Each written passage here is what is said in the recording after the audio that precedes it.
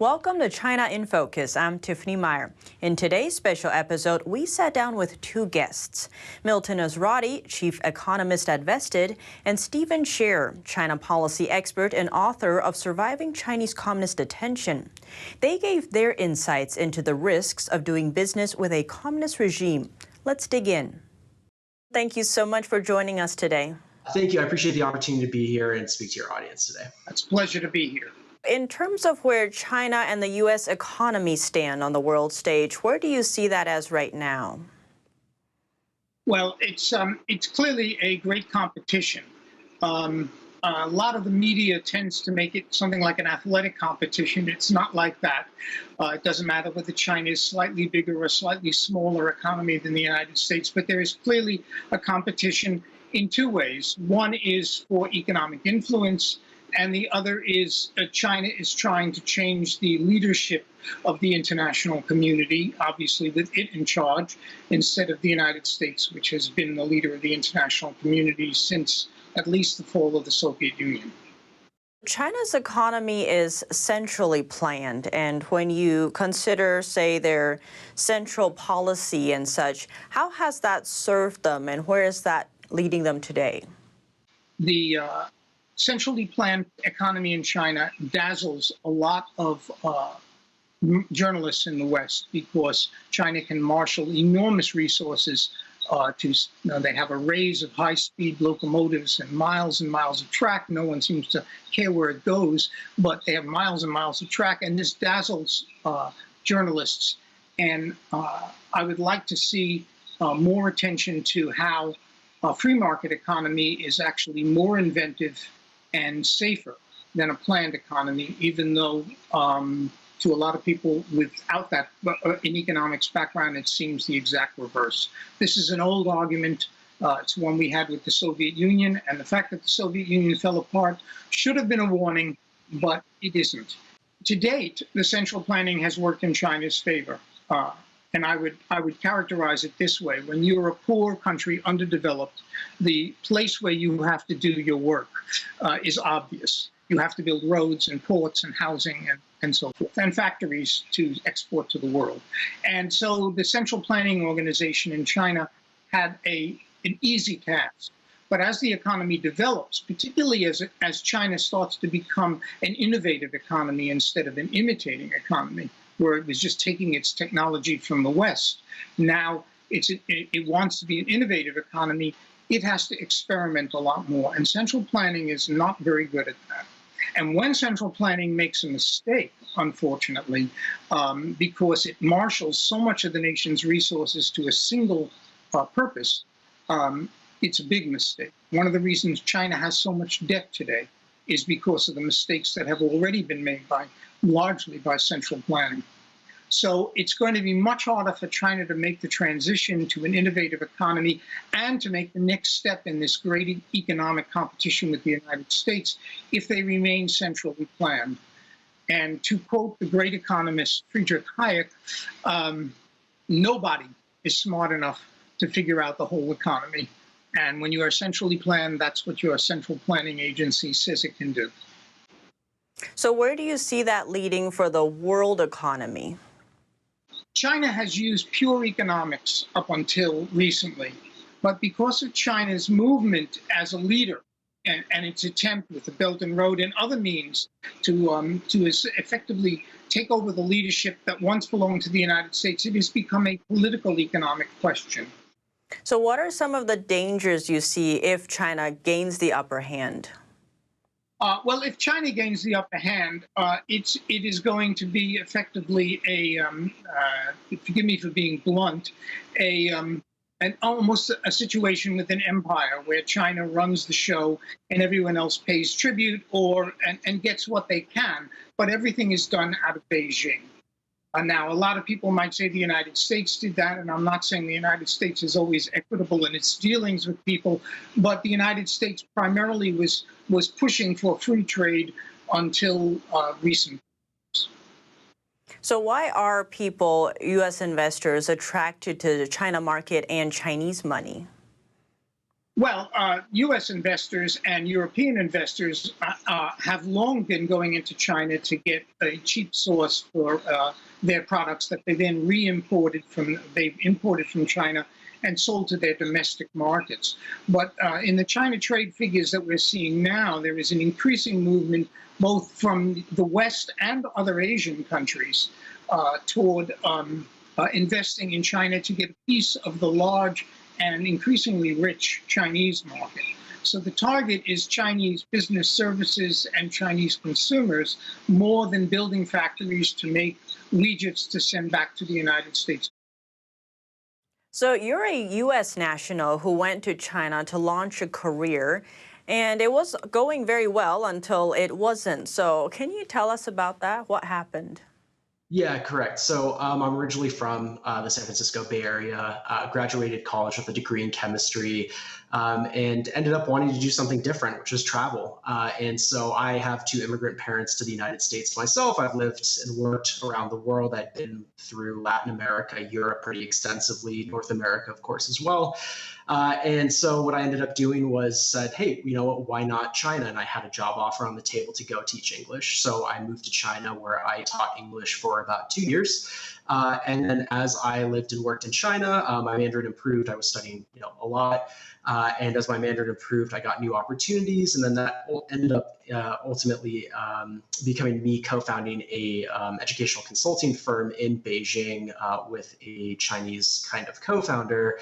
And that was profitable and successful until one day it wasn't. And there was a police raid on my office.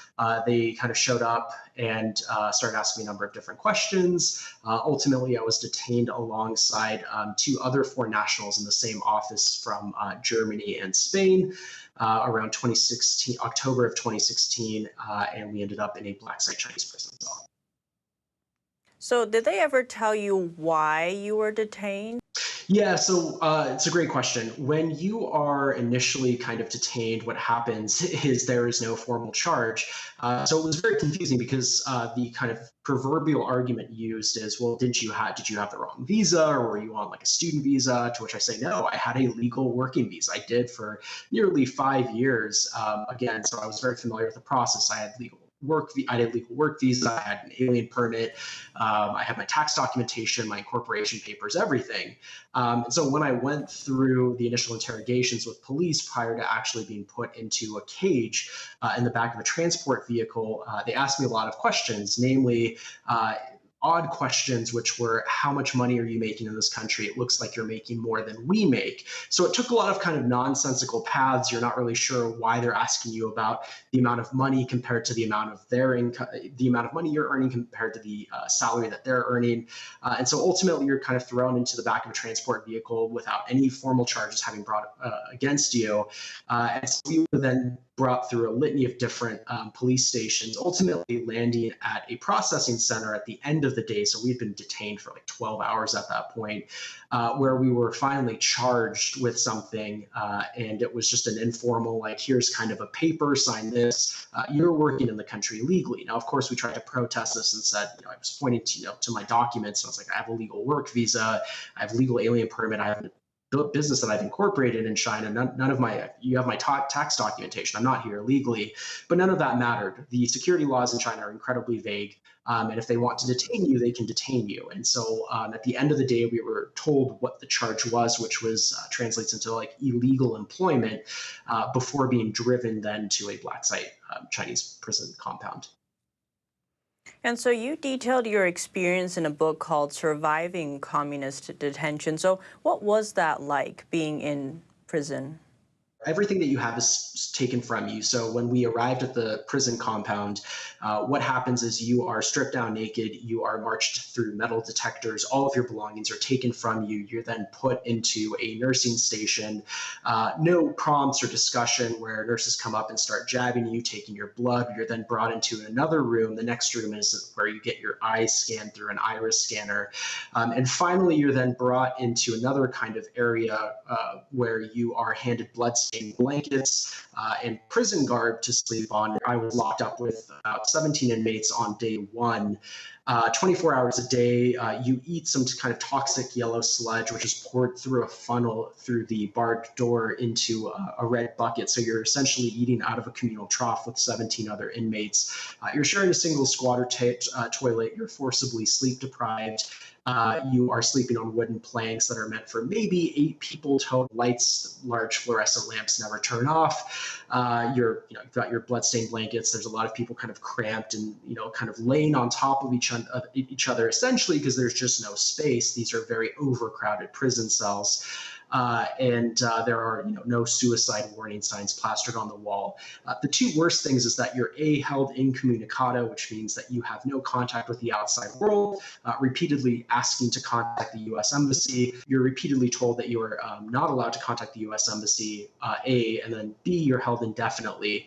While you are given a formal charge and a period of time that you're meant to spend in the prison cell, what actually ends up happening is that you serve that time and then you as a foreign national get handed over to immigration authorities.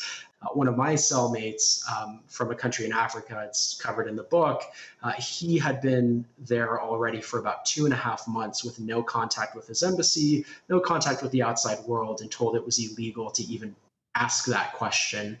So pretty harsh environments, pretty harsh conditions, forcibly sleep deprived, you're malnourished within days. And then this is glossing over the rampant violence. And then, of course, the water that is routinely shut off, which is, to me, a form of psychological torture. Well, it sounds like a very painful and hard experience. So how did you survive that? The ability to speak Mandarin was incredibly helpful. Being able to understand what was going on in my cell with the Chinese inmates, with the Chinese guards. Chinese guards routinely pulled me out of my cell to go translate for foreign inmates in other cells who had stopped eating. These conditions aren't designed to kill you. They are horrific. And so you can imagine what it must take to take multiple grown men and have them within days stop consuming food. They're pretty extreme conditions at an understatement. And again, the book Surviving Chinese Communist Detention goes into more detail about what those experiences were like. The disease, the illness, the violence, the malnutrition, the forced sleep deprivation. But I think being able to speak Mandarin was a huge asset. But also, as the Chinese guards routinely told me, they would often say, you're lucky you're a U.S. citizen, you're lucky you have a U.S. passport, that might get you out of here faster. And I think that's a big part of it because a lot of people have this notion that with a U.S. passport, you can go anywhere and be safe. But then your experience kind of shows that's not really the case. So then what happened?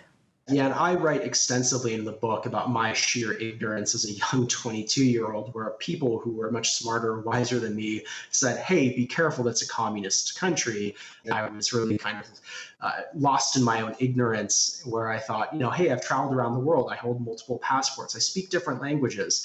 I'll be safe anywhere. But the harsh reality is that under China's vague security laws, anyone at any point can be detained for any reason. There will not be formal charges until maybe later in the day or right before they actually detain you. You can be taken and thrown into these conditions at any point in time for as long as they need you to be held. These conditions can kill. They are dangerous, and they are not a place that you want to end up. And so you eventually did get deported out. So how did that process come about? There were a number of other nationalities that were locked up in the same general compound, from Ghana, from Nigeria, from Pakistan, from India, from Ukraine, Germany, the UK, Spain, et cetera, et cetera. There was a kind of UN conference of detainees in these conditions. And so ultimately what happened is immigration got to my case. There was a meeting between a U.S. consular officer from the embassy in Beijing and a Chinese immigration official. While I was in detention, they kind of pulled me out. We all kind of sat and talked. They explained that I would be being deported at some point, and that ultimately occurred about a week after the 14-day sentence. So I was lucky. I only spent about 22 days in total in these conditions before being deported. Driven on a one-way route straight to the airport.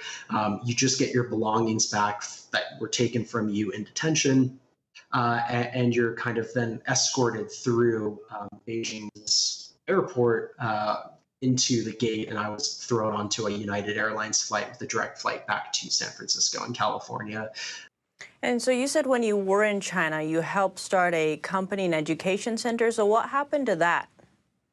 Yeah, so I had an educational consulting firm that I co-founded with a partner, as I've been involved in that space for a while. But right after you're deported, you lose everything. So not only was I deported, I'd spent 5 years in China, so you can imagine the number of things that I had with me that I couldn't take back, but you lose everything. Your job is gone, your income is gone, your company is gone. And on top of everything, I got slapped with a 3-year travel ban.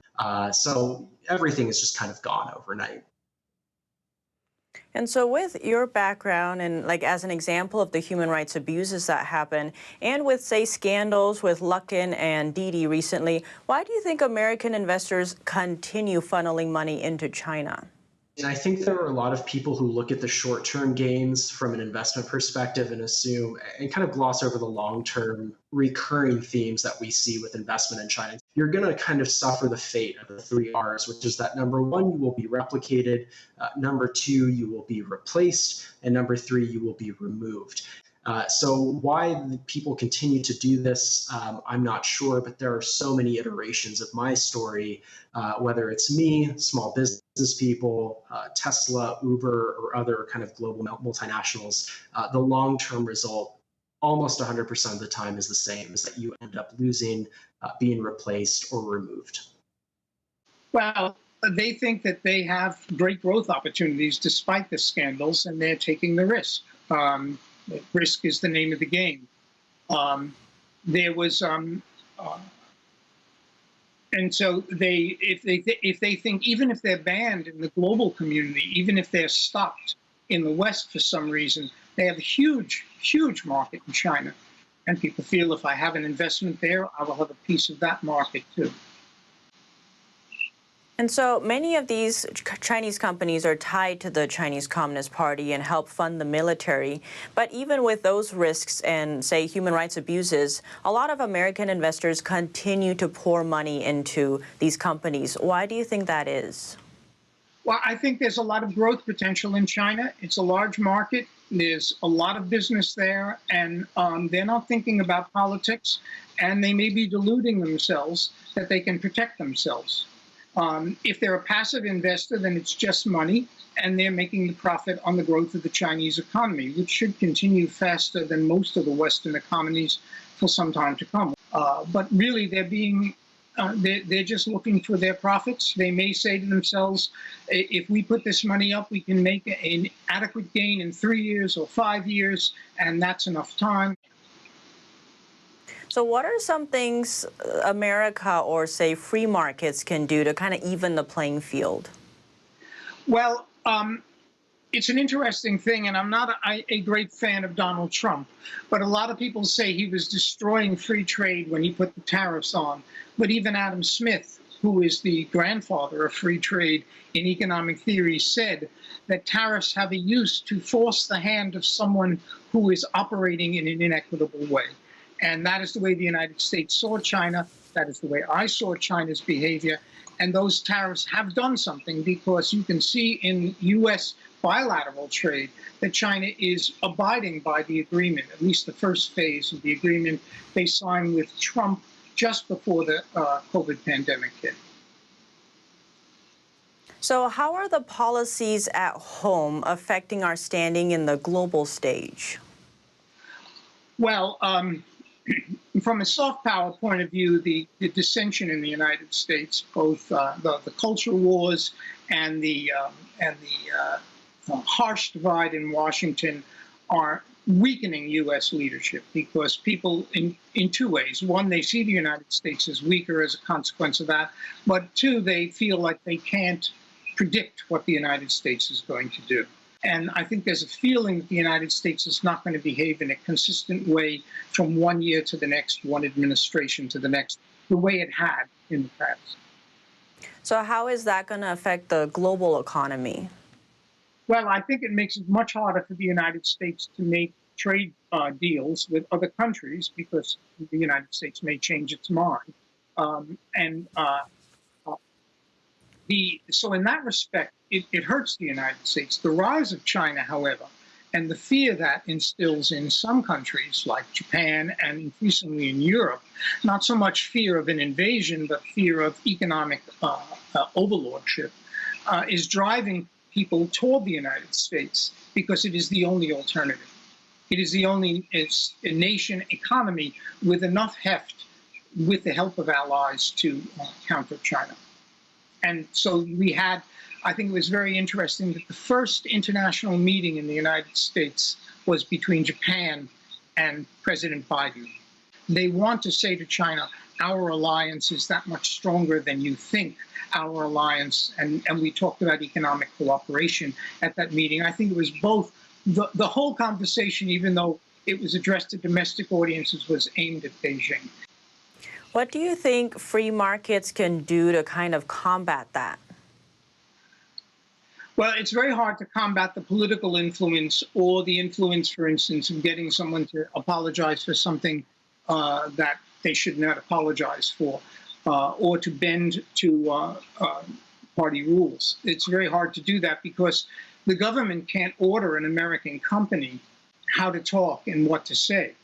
I think the best combat against this is to alert another market, which is the domestic market in the United States. And so the business people, what they have to do is be confronted with a counterweight on the other side. So if you want to gain in the Chinese market and you bow to the Chinese Communist Party, you will lose influence in the United States. Consumers, if they don't boycott you, they will avoid you. And if Hollywood does too much of China's bidding, they will lose their audience in the United States. Now, I understand the audience in China is bigger. Maybe they won't care. But that is probably the only way we can do it. The biggest kind of problem right now is that we're funding our own demise through these kind of channels that go back into the Chinese coffers. And that money is then used to attack us through all the different mediums that were originally written about and discussed in books like Unrestricted Warfare that were written by the PLA to literally destroy and replicate the United States. And also being kind of well read on the subject, whether that's my book, whether that's other books that are kind of written about the issues that are happening with China, the ongoing relations with the United States and China, but really kind of curbing that investment and putting that money into other free countries, democratic countries that value human rights, like India, like Japan, like South Korea, like Singapore, or other countries outside of Asia that kind of mirror the same philosophy. That's a huge thing that we could be doing right now, and we have to all advocate for that. So in your opinion, where does China stand in the global economy today, and where do you think it's headed?